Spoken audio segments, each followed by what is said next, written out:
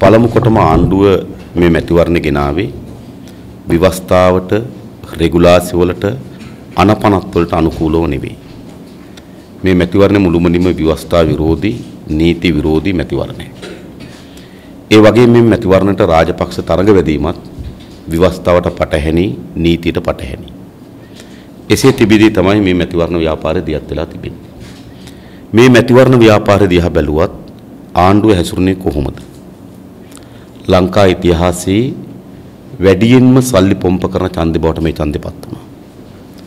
ඔබ දකින්න ඇති විවෘත කරලා තිබෙන දන්සල් ප්‍රමාණය, ඔබ දකින්න ඇති පාරේ ගහලා තියෙන කටවුට් ප්‍රමාණය, ඔබ දකින්න ඇති බෙදන්න හදන භාණ්ඩ ප්‍රමාණය, මේ ඔක්කොම බලපුවාම ලංකා ඉතිහාසයේ වැඩියෙන්ම රාජපක්ෂ පාලනයේ ඡන්ද පොම්ප කරන ලද සල්ලි පොම්ප කරන ලද ඡන්දෙ මේක. ඔබ දකින්න ඇති අනුරාධපුර රැළියේදී ලංගම බස් විශාල ප්‍රමාණයකින් සෙනග ඇද්දා. ඒ වෙලාවේ මැතිවරණ නිරීක්ෂණ කණ්ඩායම් සහ දේශපාලන පක්ෂවල මැතිවරණ කොමසාරිස්වරයාට කරන දැනුම් දීම අනුව ඔහු විමසා සිටියා එම බස් වලට මුදල් ගෙවුවද කියලා. ඒතකොට ශ්‍රී ලංකා නිදහස් පක්ෂ පැත්තෙන් උත්තරයක් ලබා දීලා තිබුණ මුදල් ගෙව්වා ලක්ෂ 250ක් කියලා. ඒ කියන්නේ අනුරාධපුරයේ රැස්වීමේ බස් ගාස්තුවේ වියදම කෝටි 2.5යි. ඒ වගේම එම රැස්වීම තිබේ සල්ගාදු පිටියේ. ඒ පිටිය මුළුමනින්ම ගලවලා ABC දාලා කොන්ක්‍රීට් වැතුරුවා. නැවත රැස්වීමෙන් පසු කොන්ක්‍රීට් ගලවලා දැන් තනකොළ ඉන්දනවා. ඒටත් කෝටියකට අධික මුදල් ප්‍රමාණයක් වැය වෙනවා. අනිත් සියලු වියදම් බලපුවාම අනුරාධපුර රැස්වීමේ පමණක් වියදම කෝටි 7ක් 8ක් ඉක්මවනවා. ඔබ හිතන්න මේ රටේ කොතන කොහො රැස්වීමක් මහජනයාගේ මුදල් කෝටි 7ක් 8කට වඩා වැඩි ප්‍රමාණයක් වියදම් කරමින් රැස්වීමක් යන පුළුවන්ද? ඒ නිසා ඒ තුලින්ම පෙන්වු කරන්නේ ආණ්ඩුව මේ මැතිවරණය ලංකා ඉතිහාසයේ වැඩිම සල්ලි පොම්ප කරන ලද සල්ලි නාස්ති කරන ලද මැතිවරණ බවට පත් කරගත්තා. ඒ වගේම රාජ්‍ය දීපල රාජ්‍ය මාධ්‍ය උපයෝග කර ගැනීම. ඔබ බැලුවොත් මේ දිනවල රාජ්‍ය මාධ්‍ය මුළුමනින්ම ශ්‍රී ලංකා නිදහස් පක්ෂයේ සාකා සමිතියක තත්වයකට පත් වී තිබෙනවා. අනෙක් අපේක්ෂකයන්ට මඩ ගැසීමටත් රාජපක්ෂ වර්ණනා කිරීමටත් රාජපක්ෂගේ ප්‍රතිපත්ති උත්කර්ෂයට නංවා ඉදිරිපත් කිරීමටත් තමයි මේ මාධ්‍ය අද උපයෝග කරමින් තිබෙන්නේ. ඒ නිසා මෑත ඉතිහාසයේ රාජ්‍ය දීපල රාජ්‍ය මාධ්‍ය වැඩිම උපයෝග කරගත්තු මැතිවරණ බවට මේ මැතිවරණ පත් වී තිබෙනවා. ඒ විතරක් නෙවෙයි. දැන් ක්‍රමානුකූලව ප්‍රචණ්ඩත්වයේද වර්ධනය කරමින් තිබෙනවා. අවස්ථා ගණනාවකදී ප්‍රසිද්ධ රැස්වීම් වලට පහර දීලා තිබෙනවා. කාර්යාල විශාල ප්‍රමාණයක් ගිනිබත් කරලා තිබෙනවා. යටින් සාමාන්‍ය ජනතාව බියට පත් කරන මැතිවරණ ව්‍යාපාරයක රාජපක්ෂ අවතිරණ වෙලා තිබෙනවා. අපේ සහෝදරියකට පහර දීමක් කරලා තිබෙනවා අම්බලන්තොටදී. මේ විදිහට ස්ථාන ගණනාවකදී පහර දීම, ස්ථාන ගණනාවකදී බිය වැද්දීම් සිදු කරමින් තිබෙනවා. ඒ නිසා රාජපක්ෂ ප්‍රචණ්ඩත්වයේ වැපිරීම සඳහා වැපිරීමෙන් ඉදිරියට ගිපු මැතිවරණ බවට මේ මැතිවරණ පත් කරගෙන තිබෙනවා. ඒ වගේම මොකද්ද රාජපක්ෂ මැතිවරණ ව්‍යාපාරදී කිව්වේ? කියන්න කිසිවක් නැති අනෙක් අයට මඩ ගැසීම ඇරුණුකොට කිසිදු මැතිවරණ ව්‍යාපාරයක් දියත් කරගන්න රාජපක්ෂට බැරි වෙලා තිබෙනවා. ඔබ දකින්නේ නැති මෛත්‍රීපාල සිරිසේන මහතා සහ රනිල් වික්‍රමසිංහ මහතා අතර ඇති වූ අය කියන ගිවිසුමක් පිළිබඳව කරලද මහා විකාරය ආණ්ඩුව විසින්ම නිර්මාණය කරන ලද ආණ්ඩුව විසින්ම අත්සන් කරන ලද ආණ්ඩුව විසින් ප්‍රකාශයට පත් කරන ලද ගිවිසුම් ඉදිරිපත් කරන්න පටන් ගත්තා. ඒකෙන් තේරුම් යනවා රාජපක්ෂගේ දේශපාලනය මොනතරම් බංකොලොත් බවට වැටලා තියෙනවද කියන එක. ඒ වගේම ඔබ දකින්න ඇති පරණ කතා ඉදිරිපත් කරමින් කරන විකාරය මැතිවරණ කොමසාරිස්වරයා ඒ සියල්ල නතර කරන්න කියා තිබියදී ඒ කිසිවකට අහුම්කම් නොදී රාජ්‍ය මාධ්‍යත් රාජ්‍ය බලයත් උපයෝග කරගෙන මේ කරන ව්‍යාපාර හොඳද? පරණ කතා හොයන නම් ඇතුළින් නැගි ගොඩක් අය කතා හොයන්න පුළුවන්. කේලි රඹුක් වැල්ලලා මහින්ද රාජපක්ෂ ගැන කියපුවා. වීරවංශලා රාජපක්ෂ ගැන කියපුවා. ඔය හැම දිනාගෙම පරණ කතා හොඳ කතා නෙවෙයි. එනිසා නමුත් රාජපක්ෂගේ දේශපාලනයේ මඩ අවලාද සහ ඇති වී තිබෙන පහත් තත්ත්වය පෙන්වුම් කරමින් තිබෙනම දැන්වීම වලින්. ඒ විතරක් නෙවෙයි. ලංකාවේ පළවෙනි මතාවට හමුදාව යොදාගෙන තිබෙන මැතිවරණ ව්‍යාපාරයට. ස්ථාන ගණනාවක හමුදාව කැන්වසින් ව්‍යාපාරවලට යොමු කරලා තිබෙනවා. සමහර තැන්වල හමුදාව විවිධ නිවෙස් කුලියටගෙන ඒ වගේ රඳවා තිබෙන විවිධ අනුකණ්ඩ හමුදාව මැදිහත් කරමින් තිබෙන මැතිවරණ ව්‍යාපාරයට. ලංකා ඉතිහාසයේ පොලිසිය විවිධ අවස්ථාවල මැතිවරණට මැදිහත් වෙච්ච අවස්ථා අපි දැකලා තිබෙනවා. නමුත් හමුදාව අපේ රටේ දේශපාලන ක්‍රියාවලියට කිසිසේත්ම මැදිහත් නොවිය යුතු කණ්ඩායමක්. නමුත් රාජපක්ෂ හමුදාව මැදිහත් කරමින් තිබෙනවා. බොහෝ කඳවුරු වලට හමුදාවේ ඉහළ නිලධාරීන් ගිහිල්ලා දේශන පවත්වමින් තිබෙනවා. ඒ වගේම බොහෝ කඳවුරු වලට චක්‍රලේඛන නිකුත් කරමින් තිබෙනවා. ගෝඨාභය රාජපක්ෂගේ ස්වර්ණවාහිනී ඉදිරියට කරන ලද වැඩසටහන බලන්න කියලා. ඔහුගේ රූපවාහිනී වැඩසටහන නැවත රෙකෝඩ් කරලා කඳවුරු වල පෙන්වන්න කියලා චක්‍රලේඛන නිකුත් කරමින් තිබෙනවා. ඒ නිසා හමුදාව දේශපාලන රාජපක්ෂ කැඳවලා තිබෙනවා. පහුගිය කාලේ පුරාවටම ක්‍රමානුකූලව හමුදාව දේශපාලනට ගෙනීම උච්ච ස්ථානටපත් වෙලා තිබෙනවා මේ මැතිවරණේ. අපි ඔබෙන් අහනවා මේ රටේ මැතිවරණයට මේ රටේ දේශපාලනයට හමුදාව මැදිහත් කර ගැනීම කවර විනාශයක් අපේ රටට අත්පත් වේවිද? එනිසා රාජපක්ෂට ඒවා කිසිසේත්ම අදාළ නැහැ. තමන්ගේ බලයෙන් බලය ආරක්ෂා කර ගැනීම බලයෙන් මුසපත් වීම හරහා සිදුවී තිබෙන දේ තමයි මැතිවරණ ව්‍යාපාරිකද පවත්වාගත්තු සියලු සිද්ධාන්ත සියලු සදාචාර සම්පන්න තත්ත්වයන් සියලු සම්ප්‍රදායන් උල්ලංඝනය කරමින් රාජපක්ෂ මැතිවරණ ව්‍යාපාරයට අවතීර්ණ වෙලා තිබෙනවා. ඒ වගේම මඩ පෝස්ටර් ජනතා විමුක්ති පෙරමුණටත් ඒ වගේම තවත් කණ්ඩායම් වලට විරුද්ධ විශාල මඩ පෝස්ටර් ව්‍යාපාරයක් දියත් කරලා තිබෙනවා. තොග ගණන් ගබඩාවල ගොඩ ගහලා තිබෙනවා. හැබැයි එකක් ඒ මුද්‍රණය කරන ලද සියල්ල අලවගන්න බැරි තරමට රාජපක්ෂගේ යාන්ත්‍රණය අඩපණ වෙලා තිබෙනවා. තැන එකක් දෙකක් ඇලවෙන ස්වභාවයක් කරනකොට රාජපක්ෂ යාන්ත්‍රණය අඩපණ වෙලා තියෙනවා. නමුත් මඩ පෝස්ටර් ව්‍යාපෘතිය තමයි රාජපක්ෂ ප්‍රධාන ව්‍යාපෘතිය බවට පත් වුනේ. ඔබ දකින්න ඇති දැන් මේ දවස්වල පත්තරවල සහ රූපවාහිනිවල දැන්වීමක් එනවා. සිරිසේන නම් වෙනත් පුද්ගලෙක් මැතිවරණ ව්‍යාපාරයට ඉදිරිපත් කරලා මොකද්ද මේ කරන විගටම? ඔබ හිතන්නේ මෙහෙම ඡන්ද ඕනද අපිට? මේ ජනතාව රැවට්ටීම සඳහා ජනතාවගේ මතය වියවුල් කිරීම සඳහා ජනතාවගේ මතය පොඩි දෙගිඩියාවකට පත් කිරීම සඳහා ධර්මයේ ප්‍රයත්නය මොකද්ද? මේ මැතිවරණ ව්‍යාපාර අපේ රටට ඕනද? ඒ නිසා රාජපක්ෂ මේ මැතිවරණ ව්‍යාපාරේ තිබුණු රෙගුලාසි සම්ප්‍රදායන් සදාචාර සියල්ල උල්ලංඝනය කරමින් තමන්ගේ බලය ගිලිහි යනම ඒකින බීතියට මොකද රාජපක්ෂයෙන් බයටපත් වෙන්න ඕන. මේ රාජපක්ෂටත් මේ පවුලටත් මේ පවුලට ඉන්න කල්ලියටත් බලය අත්හැරලා ඉඳීමක් ගැන හිතන්නවත් බෑ. ඔබ හිතන්නේ කොහොමද මේ පවුල බලය අත්හැරලා ඉන්නේ? ඒ නිසා අපේ රටේ මැතිවරණ ව්‍යාපාරයකදී තබා ගත යුතු සීමා මායින් සියල්ල පසකලා රාජපක්ෂ තමන්ගේ බලය අත්පත් කර ගැනීම වෙනුවෙන් අපේ රටේ මැතිවරණ ව්‍යාපාරය කෙලසපු මැතිවරණ ව්‍යාපාරය සදාචාර විරෝධී තත්වයකට අද ගෙනලා තිබෙනවා. ඒ විතරක් නෙවෙයි ඔබ දකින්නේ නැති. මේ සියල්ල කරත් රාජපක්ෂගේ පරාජයෙන් බේරෙන්න බෑ. 2010 දී රාජපක්ෂ සමග සිටපු බොහෝ බලවේගයන් අද රාජපක්ෂ සමග නැහැ. සන්දානයේ තුල බැලුවත් ශ්‍රී ලංකා නිදහස් පක්ෂයෙන් පළුවක් අද රාජපක්ෂ සමග නැහැ. 2010 දී තිබු හෙළවුරුමේ විශාල පංගුවක් අද රාජපක්ෂ සමග නැහැ. රිසාඩ් බදුද්දීන්ගේ පක්ෂයෙන් හිටපු මුළු පක්ෂෙම අද රාජපක්ෂ සමග නැහැ. රාජපක්ෂ සමග හිටුවා නම් කලාකරුවන් ඒ කලාකරුවන්ගේ විශාල පදාසයක් අද රාජපක්ෂ සමග නැහැ. ඔබ දන්න ඔබගේ මාධ්‍ය ආයතන ඇතුලේ මාධ්‍ය වේදීන් 2010 දී රාජපක්ෂ වෙනුවෙන් පෙනී හිටපු ප්‍රමාණය අද එහෙම පෙනී හිටින්නේ නැහැ. මුළු මහත් සමාජෙම ගත්තා 2010 දී රාජපක්ෂ වෙනුවෙන් පෙනී හිටපු අයගෙන් විශාල පංගුවක් අද රාජපක්ෂට එරෙහිව පෙනී හිටන පමණක් නෙවෙයි රාජපක්ෂට එරෙහිව කටයුතු කරමින් තිබෙනවා. ඒ නිසා මේ මැතිවරණය ජනවාරි මාසේ 8 වෙනිදා රාජපක්ෂත් රාජපක්ෂගේ පවුලෙත් කල්ලියෙත් පරාජය කිසියෙත්ම වළක්වන්න පුළුවන් කමක් ඇති වී නැහැ. දැන් ඇති වී තිබෙන වර්ධනය නනුව. දැන් මොකක්ද ආණ්ඩුව කියන්නේ? ආණ්ඩුව මතයක් හදන එකක් කොහොම හරි දිනනවා. සමාජය වෙත ගෙනියනවා. කොහොම හරි දිනන්න බෑ. කොහොමද හරි දිනන්නේ? දිනන්න ඡන්ද පොලට ගිහිල්ලා රාජපක්ෂ ඉස්සරහින් කතර ගහනවා. එසේ කතර ගහන්න තු රාජපක්ෂ දිනන්න බෑ. අද අපේ රටේ බහුතර ජනතාවක් රාජපක්ෂ ඉදිරියෙන් කතරේ ගහන්නේ නැහැ. ඒ නිසා රාජපක්ෂ පරදිනවා. කොහොම හරි දිනන්න බෑ. ආණ්ඩුව දැන් ජනතාව තුල දෙගිඩියාවක් සැකයක් අවිශ්වාසයක් ගොඩනැගීම සඳහා මේ කොහොම හරි දිනනවා කියන එක උපයෝග කරගෙන තිබුණා. අපි කියන්නේ කොහොම හරි දිනන්න බෑ. රාජපක්ෂ තවත් බොහෝ සැලසුම් දියත් කරලා තිබුණා. ඔබ දකින්න පුළුවන් රාජපක්ෂලා ගබඩාවල ගොඩ ගහ තිබෙන කැලෙන්ඩර් ප්‍රමාණය බලන්න. බෙදන්න යාන්ත්‍රණය බිඳ වැටුණා. පෝස්ටර් ප්‍රමාණය බලන්න. අලවන්න යාන්ත්‍රණය බිඳ වැටුණා. ගෙනල්ලා තියෙන බඩු තොග බලන්න. බෙදන යාන්ත්‍රණ බිඳ වැටුණා. ඒ නිසා රාජපක්ෂලාට කොහොම හරි දිනනවා කිව්වට ඉදිරි දින තුලත් කිසිවක් කරගන්න බැරි අසරණ භාවයට රාජපක්ෂපත් වී තිබෙනවා. මුළු යාන්ත්‍රණයම බිඳ වැටලා තිබෙනවා. එමතුරු බහුතරයක් වැඩ කරන්නේ නැහැ.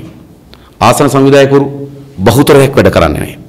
පහළ සංවිධාන යාන්ත්‍රණය ඕනෑම පක්ෂික ඡන්දෙදී අතිශය වැදගත් ඉහළ යන්ත්‍රණය නෙවෙයි පහළ යන්ත්‍රණය. පහළ යන්ත්‍රණය තමයි ආණ්ඩුවේ සකස් වී තිබෙන්නේ ප්‍රාදේශ සභා මන්ත්‍රීවරුන්ගේ සභාපතිවරුන්ගේ. ඒ පදාස පිටින් අනුරාධපුරයේදී 19ක්, කුරුණෑගලදී 18ක්, මේ පොළොන්නරුවේදී 18ක් මේ ආකාරයෙන් පදාස පිටින් අද රාජපක්ෂගේ පතුල ගැලවෙමින් එනවා. ඒ නිසා කොහොම හරි දිනීම සඳහා රාජපක්ෂ සැලසුම් හදලා තිබුණා නම් ඒ සැලසුම් සියල්ල අද අසාර්ථක වී තිබෙනවා.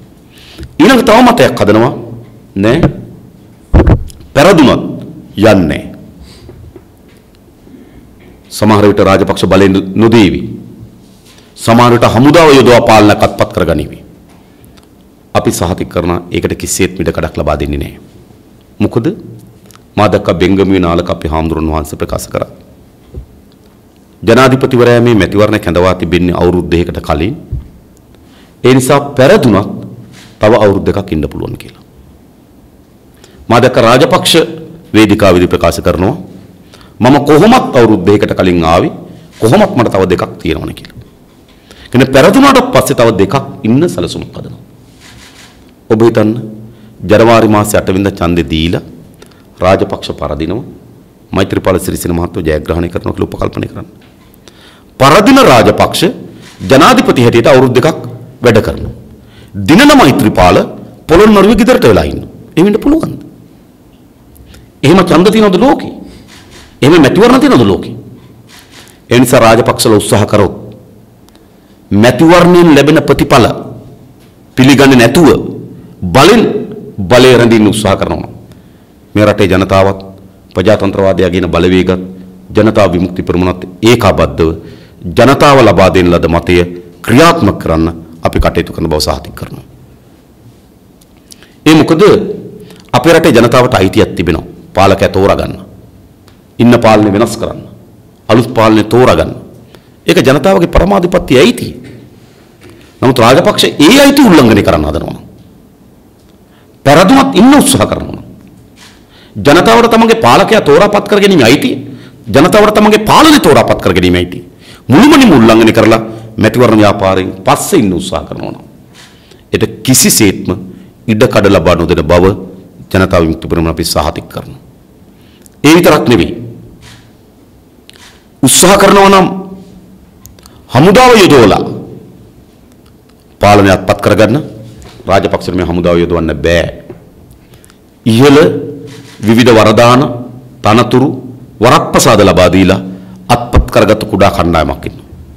අද හමුදාවේ පතුල මුළුමනින්ම රාජපක්ෂට විරුද්ධ ස්ථානයකට ඇවිල්ලා තිබෙනවා. අද කඳවුරු වල සිදුවන දේශපාලන ක්‍රියාකාරකම් ඒ කඳවුරු වල ඉන්න හමුදා නිලධාරීන් කතා කරලා කියන්න පටන් අරන් තිබෙනවා. ඔවුන්ගේ වෘත්තීය පිළිබඳ තිබෙන සමහර දේවල් පස්සේ කළා. රාජපක්ෂ පෞගේ කාලෙම හමුදා යාන්ත්‍රණය ඇතුළේ ක්‍රියාත්මක කරන දරපු උත්සාහය සියල්ල අසාර්ථක වෙලා තිබෙනවා. තැන තැන කැන්වසින් යවා ගන්න කුඩා කුඩා කණ්ඩායම් හදා ගන්න පුළුවන් වුණාට හමුදා පාලනය ගොඩනග ගැනීම සඳහා මේ හමුදාව කිසිසේත්ම රාජපක්ෂට උපයෝග කරගන්න බෑ. ඒ නිසා කවුරු හරි හිතනවා නම් ඡන්දෙන් පස්සේ රාජපක්ෂ හමුදාව දාලා බලය අත්පත් කරගන්න. එවැනි බලයක් අත්පත් කරගන්න මේ රටේ කිසිසේත්ම හැකියාවක් නැහැ. මේ හමුදාව ඒකට යොදව ගන්නත් බෑ. ඒ විතරක් නෙවෙයි. හමුදාව යොදා ගන්න බෑ විතරක් නෙවෙයි. එවැනි තත්ත්වයක් මේ රටේ ජනතාව කිසිසේත්ම ඉඩකඩ ලබා දෙන්නේ නැහැ. අපේ රටට පාලනයන් පත් කර ගැනීම, පාලනයන් වෙනස් කිරීම ජනතාවගේ අයිතියක්. ඒක හමුදාව ඒ වෙනුවට ආදේශ කරන්න උත්සාහ කරනවා නම් එය අපේ රටේ දේශපාලනයටත් අනාගතයට අතිශය අහිතකර තත්ත්වයක්.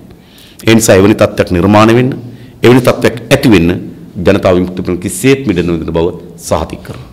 ඒ නිසා අපි ජනතාවට කියන්නේ ඔබගේ ඡන්දය ලබා දෙන්න ජනවාරි මාස 8 වෙනිදා ඡන්ද පොලට යන්න.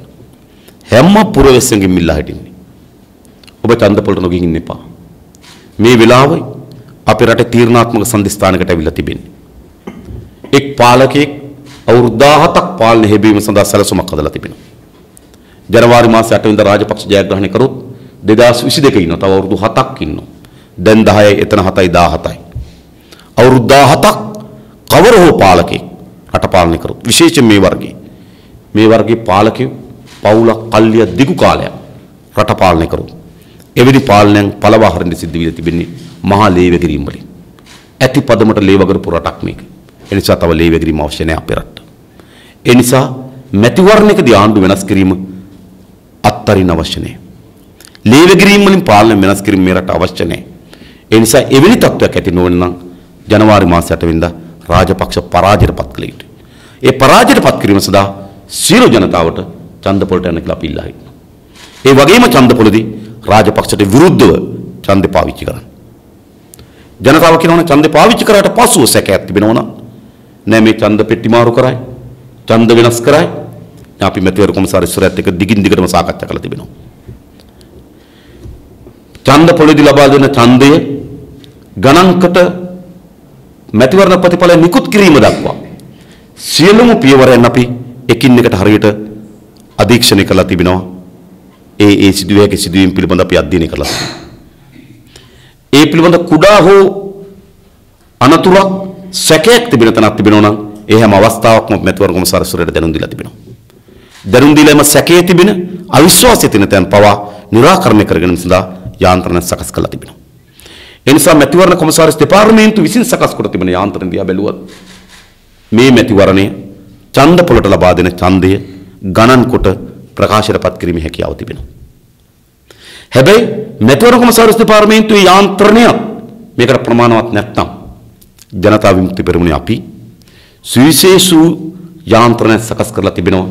මෙම මැතිවරණයේදී ඡන්ද පොළට ගොස් ලබා දෙන ඡන්දය ආරක්ෂා කොට ගණන් කොට ප්‍රතිඵල නිකුත් කිරීම දක්වා ඒ සෑම ඡන්දයක්ම ආරක්ෂා කරන්න.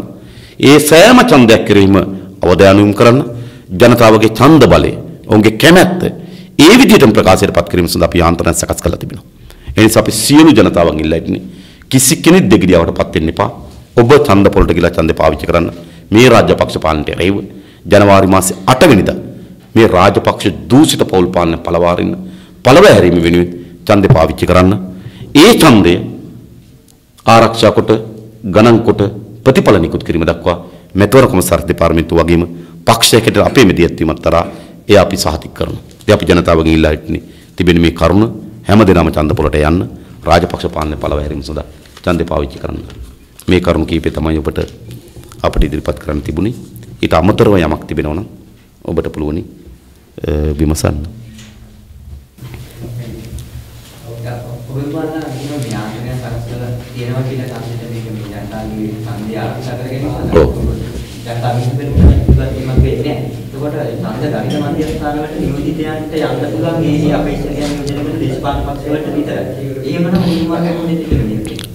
ඔව් ඒකම තමයි සැලසුම. ඒ සැලසුම ඔක්කොම ආදිස්සලා කියන්න ඕනේ නැහැ. ඒ සෑම ස්ථානයකටම ජනතා විමුක්ති පෙරමුණ නීතිය යැවීම සඳහා අපි සැලසුම සකස් කරලා තිබෙනවා. යවන ආකාරයට වඩා වැදගත් අපි එතන ඉන්නවද නැද්ද? අපි එතන ඉන්නවා.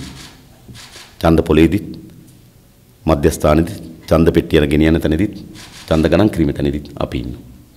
හරි දැන් මේ පිටිපස්සේ මැදවල විචාරකයන් දෙතුන් වෙනවා. ඒක දැන් හත්ෙන් ගන්න සූදානම්ක් කියන ආයතමාර්ථ බක්තා කරගෙන ජනාධිපති ජනමහාපාපන ඒක නේද? හත නෙවෙයි මා දන්නා විදිහට හෙට රාත්‍රී 10 සිට 12 දක්වා සියලු රූපවාහිනී නාලිකාවලට බලපෑම් කරමින් මහනුවර ජනාධිපති මන්ත්‍රී පටිගත කරන ලද වැඩසටහනක් දියත් කරන්න කියලා තිබෙනවා. ඉතින් ඒකිනුත් පෙන්වු කරන රාජපක්ෂ කොතනද ඇවිල්ලා තිබෙන්නේ. ඒ 10 සිට 12 දක්වා 12ට මැතිවරණ ප්‍රචාර කටයුතු ඉවරයි. ඔහු අන්තිම මොහොතේ කාට හරි අවලාදයක් ගෙවුවොත් කාට හරි චෝදනාවක් ඉදිරිපත් කරොත් පිළිතුරක් ලබා දෙන්න ඉඩ නොදී රාජපක්ෂවත් මේ කරන්නේ මොකක්ද? ඒ නිසා ඒයිම පෙන්වු කරනවා මොහු මොනතරම් සදාචාර විරෝධී මොනතරම් සම්ප්‍රදායන්ට එකඟ නැති නායකයෙක්ද කියලා. ඔය ඔක්කොම කරුණු වලට මා දැක්ක මෛත්‍රීපාල සිරිසේන මහත්මයා අභියෝගයක් කරා විවෘත සංවාදයකට එන්න. වඩාත් යෝග්‍ය හිම නෙවෙයිද අපේ රටේ. මැතිවරණ ප්‍රධාන අපේක්ෂකවරු දෙන්නෙක් ඉදිරිපත් වෙනවා. ඒ දෙන්න ජනාධිපති පුටුවේ වාඩි වීම සඳහා ජනතාව වාඩි කිරීම සඳහා ජනතාව බලාගෙන ඉන්නවා. ජනතාවට අයිතියක් තිබෙනවා. ඒ දෙන්නා එකිනෙකා හමු වී කරන සාකච්ඡාවක්. කරන සංවාදය. ඔවුන්ගේ ප්‍රතිපත්ති අනෙකාගේ ප්‍රතිපත්ති ඒකනේ වැදගත්. හැබැයි මොකද්ද කිව්වේ ජනාධිපතිවරු? ශ්‍රී ලංකා නිදහස් පක්ෂ මධ්‍යම කාරක සභාව අනුමත කරවලු යට යන්න එපා කියලා. මේ මධ්‍යම කාරක සභාව අහලා ප්‍රශ්න මේ රටේ ප්‍රශ්න විසඳුවද? මධ්‍යම කාරක සභාවෙන් අහලා ශ්‍රී ලංකා නිදහස් පක්ෂ තීන්දුව ගත්තද? ඇමති මණ්ඩලය පත් කරන්නේ මධ්‍යම කාරක සභාවෙන් අහලාද? පුතාලා පත් කරන්නේ මධ්‍යම කාරක සභාවෙන් අහලාද? ඥාතීන් හැමතැනටම දාන්නේ මධ්‍යම කාරක සභාවෙන් අහලාද? ජනාධිපති ඡන්ද කෙනෙකුගේ මධ්‍යම කාරක සභාවෙන් අහලාද? ජනාධිපති ඡන්දයට ඉල්ලනවා කියලා තීරණය කරන මධ්‍යම කාරක සභාවෙන් අහලාද? පොළොන්නරුවේ රැස්වීමේදී තමයි රාජපක්ෂ තුන්වෙනි වර ඉල්ලන බව කිව්වේ. මධ්‍යම කාරක සභාව ඊට මාසයකට පස්සේ තමයි තීරණ ගන්නේ. දැන් ජනාධිපති තරඟයට තරඟවදින එකත් මධ්‍යම කාරක සභාවෙන් අහන්න නැතුව තීරණගත ජනාධිපතිවරයා සංවාදයට මධ්‍යම කාරක සභාවෙන් එපා කියන නිසා එන්නේ නැහැ කියන එක තරම් විහිළු සහගත තත්වයක් තවත් නැහැ කියලා අපි හිතන්නේ.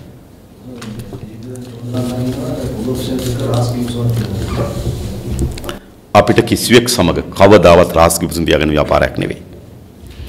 රහස් කිවිසුම් වලට එළඹිච්චි රහස් කිවිසුම් පිළිබඳව ඇල්මක් තිබෙන පිරිස් තමයි මේ චෝදනාව ඉදිරිපත් කරන්නේ. අපි රාජපක්ෂ ජනාධිපතිවරයාට සහාය දීලා තිබෙනවා. 2010 දී පොන්සේක මැතිතුමාගේ මැතිවරණ ව්‍යාපාරයට අපි සම්බන්ධ වෙලා තිබෙනවා. ඒ කිසිදු අවස්ථාවකදොත් අපි අතර රහස් කිවිසුම් නැහැ. අපි චන්ද්‍රිකා කුමාරතුංග මැතිණිගේ ආණ්ඩුවට තුලිලා තිබෙනවා. අපි පරිවාස ආණ්ඩුවකට ගිහින් තිබෙනවා. ඒ කිසිදු අවස්ථාවකදී රහස් කිවිසුම් නැහැ. මේ රටේ දේශපාලනයේ ජනතාවත් එක්ක විවෘත එකගතාවයෙන් යරනකොට ඒ දේශපාලන පක්ෂ පුද්ගලයන් සමග එකගතාවයන් රහස් ඇති කරගන්න ව්‍යාපාරයක් නෙමෙයි මේක. ඒවා අනෙක් හැම දේශපාලන ව්‍යාපාරයකට වළංගු වෙන්න පුළුවන්. ඒ චෝදනාව ජනතා විමුක්ති පෙරමුණට කිසිසේත්ම වළංගු නැති චෝදනාවක්. ඒ රාජ්‍යයේ රාජමාර්ගයක බෞද්ධික මාධ්‍ය ප්‍රචාරය වුණා මේ ඒකී සංවිධානීය ඉලක්ක පැවිදි ව්‍යාපාර සම්බන්ධයෙන් වැය ගන්නට වීඩියෝ කොටයක්. වැය මාධ්‍ය මිසල් ගිරලා ප්‍රචාරය කරනවා කියලා සඳහන් කරා. රාජමාර්ගයේ සඳහන් තිබෙන්නේ. දැන් ආණ්ඩුව පැතිරුම් කියන්නේ ආයි මේ වර්තමාන ජනාධිපතිවරයා මෙලක් කිසි පතුරක් තේම නැවත ඒකී සංවිධානය දිනවන අතර අත බෙදනවා එවැනි තත්ත්වයක් උන් මේ ප්‍රකාශ කරනවා. මේව වෙන්න පුළුවන්. රටක් එකට පවතින භූමියෙන් විතරක් නෙවෙයි. රටක් එකට පවතින්නේ ඒ රටේ ඉන්න විවිධ ජන කොටස් එකතු වුණොත් විතරයි. හැබැයි රාජපක්ෂ මොකද කරේ? 2009 මේ මාසේ 19 වෙනිදා භූමියෙන් එකතු වුණ එක ඇත්ත. හැබැයි ජනතාව එකතු කරේ නෑ. ජනතාව එකතු නොවන කොතනක් තැනකවත් බෙදුම් වාදන අතර වෙන්නේ නෑ. ඒ නිසා මේක බෙදුවේ රාජපක්ෂ 2009 මේ මාසේ 19 වෙනිදාන් පසුව විශේෂයෙන් උතුරු පළාතේ දෙමළ ජනතාවට මේ දිශාවට දිනා ගැනීම සඳහා වැඩපිළිවෙළ සකස් කළ යුතු තිබුණා. රාජපක්ෂයේ සැලසුම තිබුණේ නෑ. රාජපක්ෂලා ගන්නා ලද ක්‍රියාමාර්ග රාජපක්ෂලා විසින් ගන්නා ලද තීන්දුව සියල්ල විසින් වෙච්ච දේ තමයි දෙමළ ජනතාවගේ සැකය, වෛරය, ක්‍රෝධය, අවිශ්වාසය වැඩි වුණා. ඒ නිසා අද වෙනකොට ඉන්නේ අද වෙනකොට අපේ රට තිබෙන්නේ බෙදිච්ච ජන කොට්ටාසෙන් දෙකක්. ඒක තමයි පහුගිය උතුරු පළාත් සභා මැතිවරණ දෙපෙන්නුම් කරේ. උතුරු පළාත් සභා මැතිවරණ ලංකාවේ පළවෙනි වතාවට 83ක් ජනතාව ගිහලා ඡන්දපොළට ගියා. ඒකෙන් 82 සමහර තැන්වල 85 දෙමළ ජාතික සන්ධානය අත්පත් කරගත්තා. ඒ කිව්වේ මොකද්ද? මේ දෙමළ ජනයා ඔක්කොම වෙන තැනකට කේන්ද්‍ර කරලා ඉවරයි. ඒ නිසා දැන් කේන්ද්‍ර දෙකක් රාජපක්ෂ හදලා තිබෙනවා. එකක් සිංහල බෞද්ධ ජනතාව කේන්ද්‍ර කරගත්තු රාජපක්ෂ කේන්ද්‍රයක්. දෙමළ ජනතාව කේන්ද්‍ර කරගත්තු තව කේන්ද්‍රයක්. මේක තමයි බෙදෙන්නේ. ඒ නිසා රට බෙදීමේ විශාලම අනතුරු තිබෙන්නේ රාජපක්ෂයල ජයග්‍රහණය කරන එක. ඒ විතරක් නෙවෙයි. මේ පළාත් තුලත් ගැටුමක් ඇතුව. රාජපක්ෂලා මැදිහත් වෙලා විවිධ බලසේන හදලා මුදල් දීලා ආරක්ෂාව දීලා ප්‍රචාරය දීලා වෙන බලසේන හැදුවා. සිංහල මුස්ලිම් ජනයා අතර සැකේ වෛරය අවිශ්වාස ක්‍රෝධය වැඩි කරා. එනිසා රාජපක්ෂ යලි බලයටපත් වුණා. මේ රටේ යුද්ධයක් ඇති වෙනවා. එනිසා රාජපක්ෂ යලි බලයටපත් වෙන එක තමයි අපේ රට බෙදීමට හේතු වෙන්නේ. දැන් රාජපක්ෂ ජනතාව බෙදලා තිබෙනවා. බෙදිච්ච ජනතාවක් ඇතුළේ භූමිය ආරක්ෂා කරගන්න එක ලේසි වෙන්නේ නැහැ. ඒ නිසා ජනතාව ඒකාබද්ධ කිරීම තමයි අවශ්‍ය වෙන්නේ. මේ ජනතාව ඒකාබද්ධ කරන්න සමගිය හදන රාජපක්ෂට බෑ. රාජපක්ෂ තවත් කරන්නේ රාජපක්ෂ වට ඉන්න කණ්ඩායම් බලන්න, ඔවුන්ගේ ප්‍රකාශ බලන්න, ඔවුන් ඉදිරිපත් කරන තර්ක බලන්න, ඔවුන්ට සහාය දෙන කණ්ඩායම් දිහා බලන්න. ඔවුන් ඔක්කොම කරන්නේ අනෙක් ජන කොට්ටාසයන් ඈත් කරන එක නෙවෙයිද? එවැනි ජන කොට්ටාසයන් ඈත් වෙච්ච රටක් එකට පවතින්නේ නැහැ. ඒ නිසා සැබවින්ම රට බෙදීමේ අනතුරු තිබෙන්නේ. සැබවින්ම රට වෙන්වීම යනතුරු තිබෙන්නේ. සැබවින් බෙදුම් මාතට හිතකර තත්ත්ව නිර්මාණය වෙන්නේ රාජපක්ෂ ජයග්‍රහණය කරොත් විතරයි. ඒ නිසා තමයි දෙමළ ඩයස්පෝරාව මේ වෙලාවේදී රාජපක්ෂට එන මෛත්‍රීපාල සිරිසේන මහත්මයාට එරෙහිව තර්ක ගොඩනැගීම සඳහා අවශ්‍ය වෙන සටන් පාඩ හදලා දෙනවා දෙමළ ඩයස්පෝරාව. දැන් මම දැක්ක පම්බියෝ හදලා ගහනවා මේ පෙන්නන්නේ මොකටද මේ? දැන් ඇත්තටම ඒක දෙමළ ඩයස්පෝරාවට අවශ්‍ය වී තිබෙන්නේ මහින්ද රාජපක්ෂ මහත්මයා පරාජයට පත් කරන්න නම් ඔවුන් ඒවා කරන්නේ. ඔවුන් මේවා කරොත් ඔවුන් දන්නවා ඒක යම් ප්‍රමාණයකට සිංහල බෞද්ධ ඡන්දපදනට හානියක් වෙනවා කියන එක. ඔවුන් ඒවා කරලා මොකද්ද මේ පෙන්වන්නේ? ඔවුන් ඒවා කරලා පෙන්වන්නේ රාජපක්ෂ තියාගන්න. ඒ නිසාද රාජපක්ෂ තියාගන්න ඕන වෙලා තියෙන්නේ දෙමළ ඩයස්පෝරාවට. ඒ විතරක් නෙවෙයි. රාජපක්ෂ ආණ්ඩුව ඇතුළේ ඉන්න කණ්ඩායම බැලුවා. ඒ කණ්ඩායමට මේ රට එකට තියෙන්න ඕනේ නැහැ. මොකද බැසිල් රාජපක්ෂට මේ රට? මොකද ගෝඨාභයට මේ රට? මොකද දලසලාප්පුරමුට මේ රට? මොකද චන්දිම රාසපුත්‍රමුට මේ රට? ඒගොල්ලෝ ඇමරිකාවේ පුරවැසියෝ. මේ රටේ ඉන්න ඕන නම් බැසිල් රාජපක්ෂ තමන්ගේ නෝනාගේ නමට ගෙවල් ගන්නවද ඇමරිකාවේ?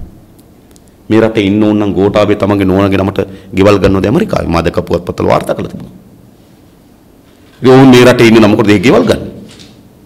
මේ රටේ ඉන්න නම් ඔවුන් දැන් ගෝඨාභය විලා අවුරුදු 9ක් විතර වෙනවා. බැසිල් නැවත ඇවිල්ලා අවුරුදු 9ක් විතර වෙනවා.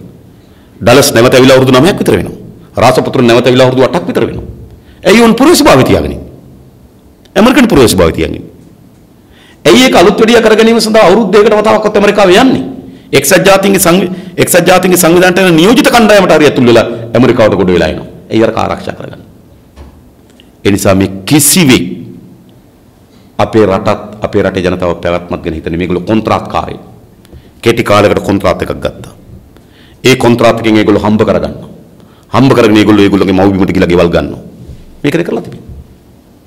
ඒ නිසා රට බෙදීම, ජනතාව බෙදීම පිළිබඳව වැඩිම කැක්කුම සහ අවධානය තියෙන ජනතාව මිතුරුන් අපිට කිසිවෙක් වෙන රටවල් වල යන සූදානම් වෙලා ඉන්න මිනිස්සුන් අපි ඉපදෙන්නෙත් මේකේ.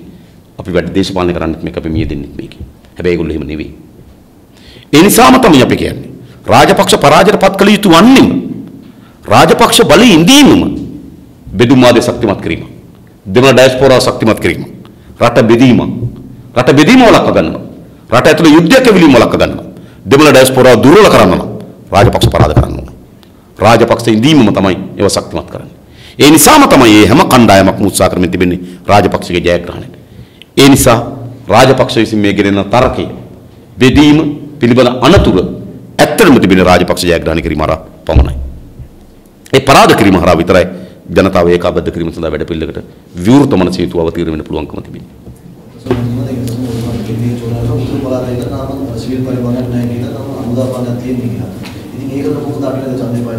ඒක තමයි අපි මේ රටේ හමුදාවෙන් ඉල්ලා හිටිනවා. ඔවුන්ට සුවිශේෂ කාර්යභාරයක් අපේ රටේ පැවරී තිබෙනවා. අපේ රටේ ජාතික ආරක්ෂාවේ විශාල පංගුවක් අපේ රටේ හමුදාවට පැවරී තිබෙනවා. ඔවුන් මෙදිහත් යුතු වන්නේ ඒ සීමාවට පමණයි.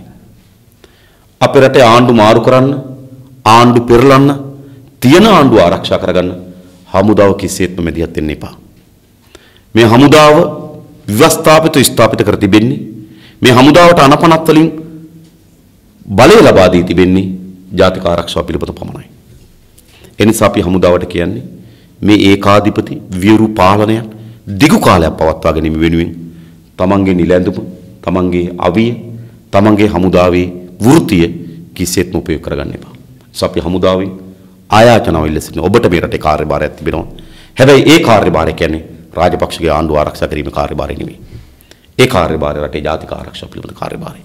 එසේ නැතුව ආණ්ඩුව ආරක්ෂා කිරීමේ කාර්යභාරයට කිසිසේත්ම මෙදිහත් වෙන්න එපා කියන ඉල්ලීම අපි මේ රටේ ත්‍රිවිධ හමුදාවකින් ඉල්ලා සිටිනවා. ඔයාගේ කියලා අවසන් කරන්න. මේ සතිය සම්බන්ධ සම්බන්ධයේ අමාත්‍ය මාලිකාවස කියනවා මේ වෙලාවේ මෙතනත් එක ජේපී කංගුමනේ කරන්නේ මෙන්න සරපයා මෙන්න කොට අපි පැත්තකින් ගියා. මොකද කිව්වේ? එයා ගොඩාක් දේවල් කියනවා. මම දැක්කයා මෙන්න සතා මෙන්න පුල්ල කියනවා. හැබැයි අපි උපහැරේ තියෙන හිම නෙවෙයි. මෙන්න ණයා මෙන්න පුල්ල. ඒක තමයි උපහැරණය. එතකොට ඒ කියන්නේ මෙන්න විසගෝර සර්පෙක් ඉන්නවා මෙන්න පොල්ල තියෙනවා. එකක් අපි යට ස්තුතිවන්ත වෙනවා. ඉන්නේ විසගෝර සර්පෙක් කියලා තියෙනවා. ඉන්න විසගෝර සර්පෙක්. ඔව් රාජපක්ෂ ණය. පොල් ඡන්ද දිනදී පැන්සල. අපි හරි නිශ්චිත ලෙස කියලා තියෙනවා. ඉන්නේ සර්පෙක්. ඔබ සතුව තියෙන පොල්ලක් පැන්සලක්. ඒ පැන්සල පාවිච්චි කරලා ඡන්ද පොළට ගිහිල්ලා කතරි ගහන්න. ඒ ණය ඒ සර්පය අපරාධ කරන්න. රාජපක්ෂ අපරාධ කරන්න. මේට වඩා මොකද කියන්නේ? මම තේරුම් ගන්න ඔහුට ඒවා නොතේරෙන බව මට තේරුම් ගන්න පුළුවන්. ඔහුට දෙකෙන් දෙක බෙදා ගන්න බැරුව මෙවැනි සංකීර්ණ දේශපාලන කොහොමද තේරුම් ගන්නේ? කොහොමද දෙකෙන් දෙක බෙදුනහම බිඳුවයි කියන අය කොහොමද මේ රටේ සංකීර්ණ දේශපාලන සාකච්ඡා තේරුම් ගන්නේ? කොහොමද මම දන්නේ රුපියල් බිලියන මිලියන තේරුම් ගන්නේ කොහොමද? ඇමතිකම් කරන්නේ කොහොමද? මහා ව්‍යාපෘති වලට අත ගහන්නේ කොහොමද? දෙක දෙකෙන් බෙදා ගන්න බැරි කට්ටියනේ. ඒ කට්ටිය කියන ප්‍රකාශ මම හිතන්නේ අපි දෙකේ කොලයකටවත් ගණන් ගන්න ඕනේ.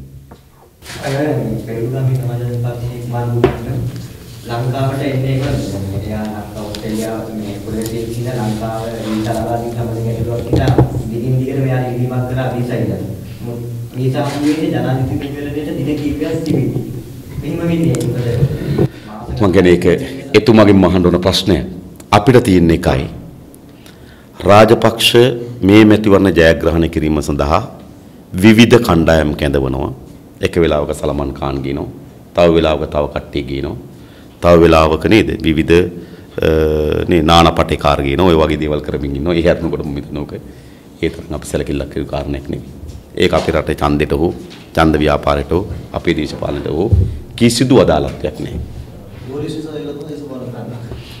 ඒක තමයි ඒක ඔබ ඒ ටූරිස්ට් වීසා වලින් ඇවිල්ලා දේශපාලනය කරන්නේ කොහොමද කියලා ඒක ආණ්ඩුවේ මාධ්‍ය සාකච්ඡාවේදී ඇසිය යුතු ප්‍රශ්නයක්.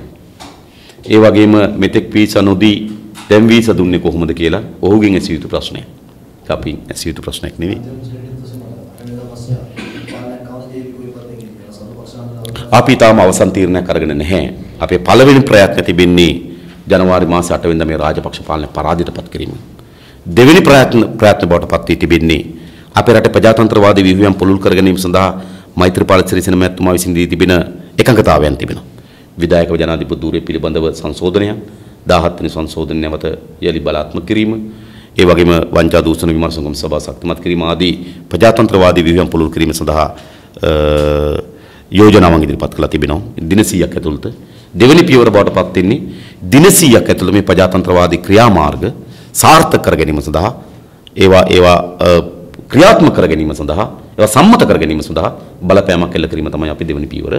දිගු පියවර තමයි අපි හිතන්නේ ජනවාරි මාස 8 වෙනිදා මහා එක කඩයිමයි අපිට පයින්න තියෙන්නේ. විශාල පරිවර්තනයක් අපි අපේක්ෂා කරන්නේ නැහැ. ඒතරින් එහා යන පුළුල් සමාජ පරිවර්තනයක් අවශ්‍යයි මේ රටට. ඒ සමාජ පරිවර්තන වෙනුවෙන් ජනතාව ඒකාබද්ධ කිරීම තමයි අපේ ක්‍රියාමාර්ග බවට පත් වෙලා තිබෙන්නේ.